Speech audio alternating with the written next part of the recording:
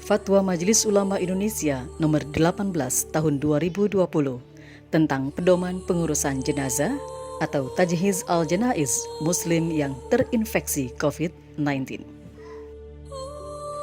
Menegaskan kembali ketentuan Fatwa Majelis Ulama Indonesia nomor 14 tahun 2020 angka 7 yang menetapkan pengurusan jenazah yang terpapar COVID-19, terutama dalam memandikan dan mengafani, harus dilakukan sesuai protokol medis dan dilakukan oleh pihak yang berwenang dengan tetap memperhatikan ketentuan syariat.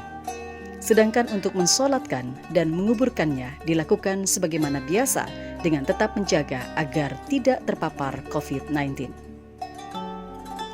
Umat Islam yang wafat karena wabah COVID-19 dalam pandangan syara termasuk kategori syahid akhirat dan hak-hak jenazahnya wajib dipenuhi, yaitu dimandikan, dikafani, disolati, dan dikuburkan, yang pelaksanaannya wajib menjaga keselamatan petugas dengan mematuhi ketentuan-ketentuan protokol medis. Pedoman memandikan jenazah yang terpapar COVID-19 dilakukan sebagai berikut. 1. Jenazah dimandikan tanpa harus dibuka pakaiannya.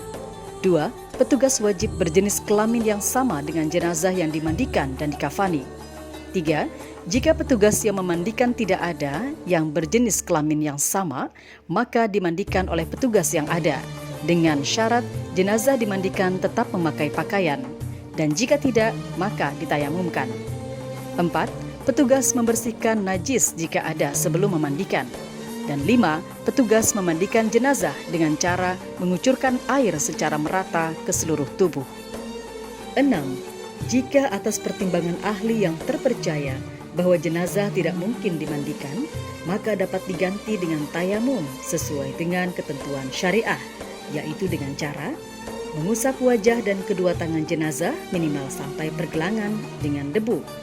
Dan untuk kepentingan perlindungan diri pada saat mengusap, petugas tetap menggunakan APD.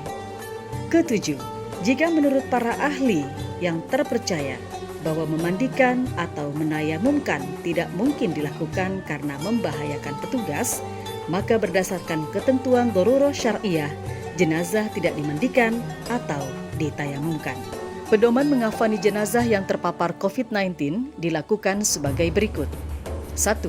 Setelah jenazah dimandikan atau ditayamumkan, atau karena darurah syariah tidak dimandikan atau ditayamumkan, maka jenazah dikafani dengan menggunakan kain yang menutup seluruh tubuh dan dimasukkan ke dalam kantung jenazah yang aman dan tidak tembus air untuk mencegah penyebaran virus dan menjaga keselamatan petugas.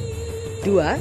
Setelah mengafankan selesai, jenazah dimasukkan ke dalam peti jenazah yang tidak tembus air dan udara dengan dimiringkan ke kanan, sehingga saat dikuburkan, jenazah menghadap ke arah kiblat. 3. Jika setelah dikafani masih ditemukan najis pada jenazah, maka petugas dapat mengabaikan najis tersebut. Pedoman menyolatkan jenazah yang terpapar COVID-19 dilakukan sebagai berikut. 1. Disunahkan menyegerakan sholat jenazah setelah dikafani. 2. Dilakukan di tempat yang aman dari penularan COVID-19. 3. Dilakukan oleh umat Islam secara langsung, minimal 1 orang. Jika tidak memungkinkan, boleh disolatkan di kuburan, sebelum atau sesudah dimakamkan. Jika tidak memungkinkan, maka boleh disolatkan dari jauh atau sholat gaib. 4. Pihak yang menyolatkan wajib menjaga diri dari penularan COVID-19.